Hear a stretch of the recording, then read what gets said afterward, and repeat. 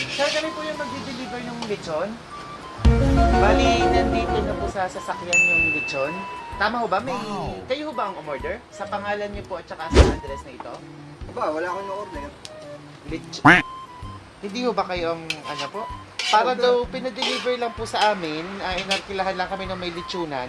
Ay ang para daw po kay Roger dito daw po sa address na ito. Ah, Tapos ang sabi po, nag-down na daw po ng 5,000 ay sa halagang 10,000 po yung lechon. Yung balanse daw po ng 5,000 ay yun daw po babayaran ni Roger. Kayo po yung Roger? oo. Kayo ho ba yung may inaasahan nga po na lechon? Ay, hindi ko alam. Sino ho kaya ang umorder ng lechon na ito? May alam ho ba kayo? Bali, wala akong nag-down idea. payment na po ng 5,000. Ay 5,000? halagang 10,000 yung lechon. May balanse pa na 5,000.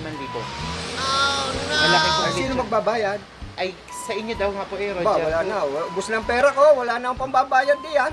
Nasa